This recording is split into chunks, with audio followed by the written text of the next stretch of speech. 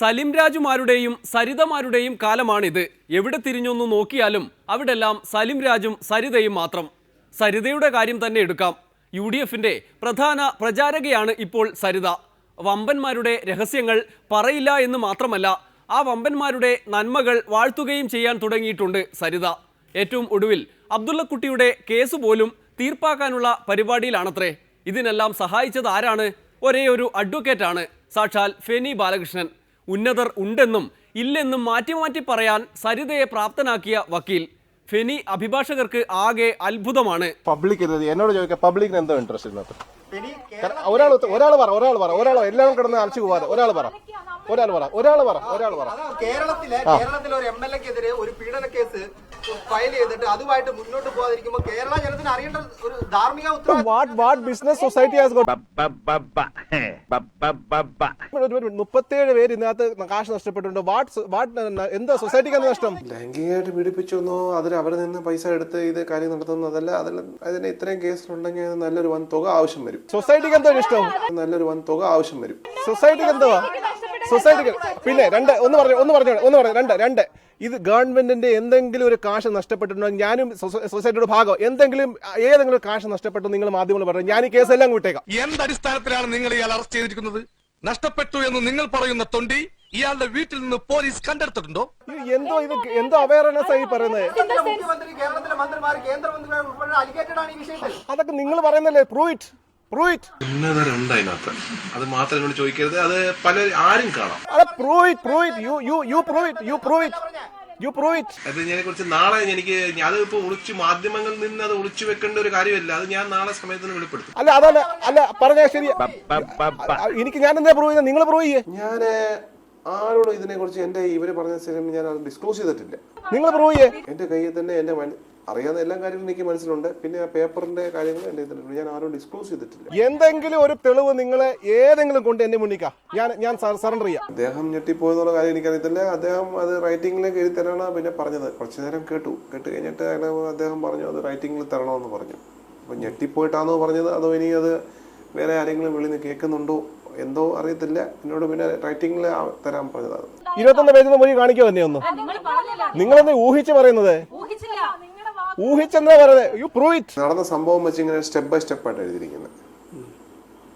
അതിലെന്തോ അവരുമായിട്ട് എന്തോ ഇൻസിഡന്റ് നടന്നത്, അത് എത്ര ടൈം, അത് ആളും എവിടെ വെച്ചാൽ ഈ സംഭവങ്ങൾ നടന്നെന്നും അതെല്ലാം വ്യക്തമായിട്ട് എഴുതിയിട്ടുണ്ട്. എല്ലാം കറക്റ്റായിട്ട് തന്നെ വ്യക്തമായിട്ട് എഴുതി. രണ്ട് കാര്യം നിങ്ങൾ പ്രൂവ് ചെയ്യണം.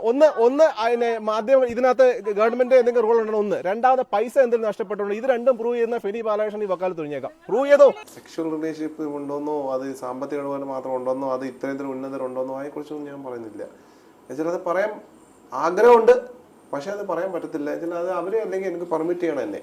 ഇതാ ഇത്രയും കാര്യങ്ങൾ പറഞ്ഞു കൊടുത്തെന്ന് പറഞ്ഞാൽ അത് കൊടുത്താൽ ഞാൻ ഇതെല്ലാം പറയാൻ തയ്യാറായി. എനിക്ക് ആഗ്രഹമുണ്ട്. അത് പറയാൻ ആഗ്രഹമുണ്ട്. 33 പേരല്ലേ പൈസ പോയിട്ടുള്ളൂ. അതിന് ഇത്രയും കേസിലുണ്ടെങ്കിൽ നല്ലൊരു വൻ തുക ആവശ്യം വരും. തട്ടിപ്പെന്ന് ആര് പറഞ്ഞു? തട്ടിപ്പെന്ന് ആര് പറഞ്ഞു? സാരി നല്ല ഇട്ടുകൊണ്ട് പോയിട്ട് അങ്ങോട്ട് പോകുന്നുണ്ട്. ഇത് ആഡംബരമായിട്ട് ജീവിക്കുന്ന കാര്യം എനിക്കറിയത്തില്ല. അങ്ങനെ ആയേക്കാം, മേ ബി. ആര് പറഞ്ഞു? സാരി ഇപ്പൊ ഒരു കോടതി കയറി വരുമ്പം അന്ന് ചുരിദാറാന്ന് ഇന്ന് നല്ല സാരിയാന്ന് വെച്ചോണ്ട് അതുകൊണ്ട് ഒരു ആഡംബര ജീവിതം നയിച്ച ആളാണെന്ന് എനിക്ക് തോന്നുന്നില്ല. പക്ഷെ അങ്ങനെ ആയേക്കാം. കോടതി പറഞ്ഞോ? കാര്യങ്ങളൊക്കെ കൈവിട്ട് പോയല്ലോ തിരുവട്ടമാ. ഞാൻ തിരുവനന്തപുരത്തേക്ക് ഒന്ന് വിളിച്ചാലോ? നീ പോയി വിളിച്ചോടാ, ഞാൻ പോവാ. എന്റെ കക്ഷിയെ ഇറക്കി വിടുന്നതാണ് സാറേ ബുദ്ധി. വക്കീലിനിയാവുന്ന വേറെ എന്തൊക്കെ പണികളുണ്ട്. കോടതി എന്റെ കക്ഷിയെ തട്ടിപ്പുകാരിയാന്ന് കൺവിക്ട് ചെയ്തോ? ഉന്നതരുണ്ട് അതിനകത്ത്. അത് മാത്രം കൊണ്ട് ചോദിക്കരുത്, അത് ആരും കാണാം. കാണാനൊരു ലുക്കില്ലെന്നേ ഉള്ളൂ, ഭയങ്കര ബുദ്ധിയാ. എന്താ ജീവിതത്തിൽ ആദ്യമായിട്ടാ ഒരാൾ സ്റ്റേഷനിൽ നിന്ന് പുറത്തിറക്കണത്. സാധാരണ എന്നെ പിടിച്ചകത്തിടാറുള്ളത്. ഈ ഉപകാരം ഞാൻ ഒരിക്കലും മറക്കൂല. ഇമാതിരി വക്കീലും ഉമ്മൻചാണ്ടി സർക്കാരും ഉണ്ടെങ്കിൽ ഈ നാട്ടിൽ എന്തുമാകാമല്ലോ. ഫെനിക്ക് മാത്രമല്ല സരിതയ്ക്കും പറയാനുണ്ട് കാര്യങ്ങൾ.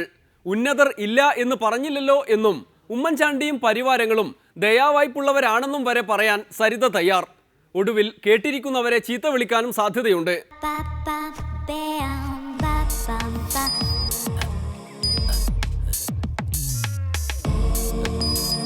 മോളോ, നീ ഇവിടെ വന്ന് നിൽക്കായിരുന്നു? എന്റെ തങ്കം, വെയിൽ കൊള്ളരുതെന്ന് ഞാൻ എത്ര തവണ നിന്നോട് പറഞ്ഞു, നീ കേൾക്കില്ല.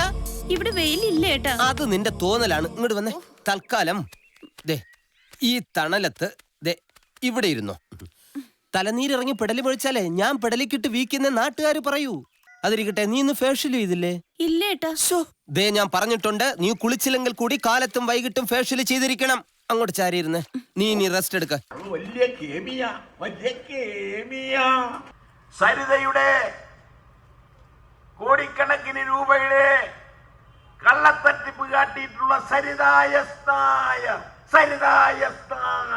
ഞാനില്ല എന്ന് പറഞ്ഞില്ലല്ലോ. ഉന്നതരില്ല എന്ന് ആര് പറഞ്ഞു? ഇപ്പൊ 21 പേജിൽ പോകേണ്ട കാര്യം എന്താ? 5 10 കോടാനകോടി രൂപ തട്ടിയെടുത്തു. നിങ്ങൾക്ക് ഇലക്ട്രിസിറ്റി വേണ്ടേ? എനിക്ക് കൺസേൺ ആവണം. കാര്യം എന്റെ പേര് ഇങ്ങനെ അനാവശ്യമായി ചർച്ച ചെയ്യപ്പെടുന്നത്, ഓരോ രാഷ്ട്രീയ പ്രസംഗങ്ങളിലും തെരഞ്ഞെടുപ്പ് പ്രചരണ യോഗങ്ങളിലും എന്റെ പേര് വലിച്ചഴിക്കുന്നതിനോട് എനിക്ക് താല്പര്യമില്ല. അതെന്റെ വ്യക്തിപരമായ കാര്യം. അത് പറഞ്ഞിട്ട് വേറൊരു വ്യക്തികൾക്കും ഇന്ന് നിങ്ങളുടെ പേര് വലിച്ചഴിച്ചോട്ടെ, നിങ്ങൾ പരാതിയിൽ അങ്ങോട്ട് മൊഴി കൊടുക്കെന്ന് പറയാൻ അവകാശമില്ല. എന്റെ വ്യക്തിപരമായ ഒരു കാര്യമാണിത്. മണ്ണെണ്ണ വിളക്കും തൂക്കി വെട്ടം കെട്ടാ മതിയോ? നല്ല ഒന്നാന്തരമായ ഇലക്ട്രിസിറ്റി തരൂ. പൈസ ആവശ്യപ്പെട്ടു. 10,000 രൂപ വാങ്ങി ജനങ്ങളെ പറ്റിച്ചതാണ് സരിതയുടെ തട്ടിപ്പ്. അതില് കേരള മുഖ്യമന്ത്രിയുടെ ഓഫീസിന് ഞാൻ നേരത്തെ തന്നെ പറഞ്ഞു കഴിഞ്ഞു. കേരള മുഖ്യമന്ത്രി ഇതിനകത്ത് ഒരു സഹായം ചെയ്തിട്ടില്ല. ഒരു സഹായം ചെയ്യാത്ത ഒരു വ്യക്തിയെ നിങ്ങൾ എല്ലാവരും തന്നെയാണ് വലിച്ചിട്ടത്. എന്നിട്ട് അവസാനം നിങ്ങൾ തന്നെ പറഞ്ഞു, ഉമ്മൻചാണ്ടി ഇതുവരെ സരിതയുടെ തട്ടിപ്പ് കാണാൻ ഇതുവരെ പോകാൻ ധൈര്യപ്പെട്ടിട്ടില്ല. ആ സരിതയുടെ കോടാനകോടി തട്ടിയെടുത്ത ആ പണത്തിൽ നിന്ന് രക്ഷപ്പെടാൻ പോലീസിനെ ഉപയോഗപ്പെടുത്തിക്കൊണ്ട് ഉമ്മൻചാണ്ടി ശ്രമിച്ചുകൊണ്ടിരിക്കുക. ഞാൻ കൺസേൺ ആയതല്ല. നിങ്ങൾ പിന്നെ ബാനറുകളും പോസ്റ്ററുകളും ഞാൻ ജയിലിലിരുന്നപ്പോൾ ഞാൻ ഓരോ കോടതിയിൽ യാത്ര ചെയ്തപ്പോഴും കണ്ടതാണ്. അത് എത്രത്തോളം ഒരു മനസ്സിനകത്ത് വിഷമം ഉണ്ടാക്കും നിങ്ങൾ ആരും മനസ്സിലാക്കണം. ഇല്ലാത്ത കേസുകൾ, ഇല്ലാത്ത കാര്യം. അതിലെ കടത്തിന്റെ എല്ലാ 3/4 ഭാഗവും വീട്ടിക്കഴിഞ്ഞു എന്നാണ് സരിതയെ അവകാശപ്പെടുന്നത്. സരിതയൊക്കെ എങ്ങനെ വീട്ടാൻ കഴിയും? സരിത ജയിലിൽ കഴിയല്ലേ? അത് രാഷ്ട്രീയ ലക്ഷ്യങ്ങളോടുകൂടിയുള്ള സമരങ്ങൾക്ക് എനിക്ക് ഉത്തരം പറയേണ്ട ആവശ്യമില്ല. ജയിലിൽ കഴിയുമ്പോൾ ആകാശത്തുനിന്ന് പണം പോക്കറ്റിൽ വീഴുമോ? ബ്ലൗസിന്റെ അകത്തേക്ക് രൂപ ഇങ്ങനെ വന്നു വീഴുമോ? വീഴില്ല. അപ്പോഴത് തട്ടിപ്പാണ്. മറ്റു പലതരത്തിലുള്ള തൊഴിലുകൾ ചെയ്യുന്നുണ്ടെന്നാണ് കേട്ടത്. അങ്ങനെയാണെങ്കിലും ജയിലിൽ കഴിയുമ്പോൾ അത് നടക്കുമോ എന്നാണ് പൊതുജനം സംശയം. ഞാൻ കേരളത്തിലെ ആരുമല്ല. ഞാനും കേരളത്തിലെ ഒരു പാവപ്പെട്ട സ്ത്രീ മാത്രമാണ്. ഞാൻ വലിയൊരു സ്ത്രീ ആണെന്ന് പറയുന്നില്ല. അതുകൊണ്ട് തന്നെ ഇനി ഒരു രാഷ്ട്രീയ കരുവാകാൻ ഞാൻ താല്പര്യപ്പെടുന്നില്ല.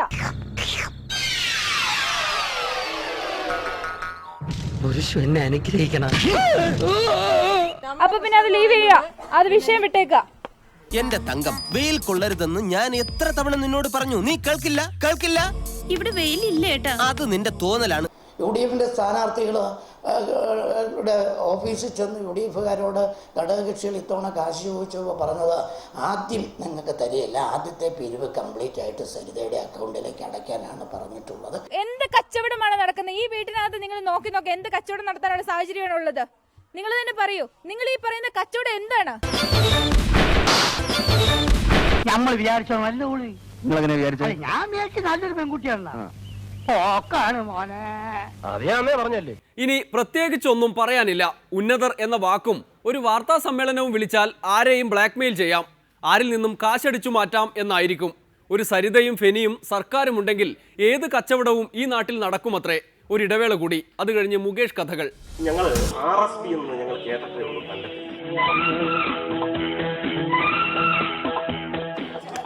ഞങ്ങൾ തൊടുപുഴയെന്ന് വരുക. അപ്പൊ ഞങ്ങൾ കൊല്ലത്ത് വന്ന് RSPക്കാരെ ഒന്ന് കണ്ടിട്ട് പോവാം. അയ്യോ, ഞങ്ങൾ ജോസഫ് ഗ്രൂപ്പിനെ കാണാൻ വേണ്ടി പോവാം അങ്ങോട്ട്.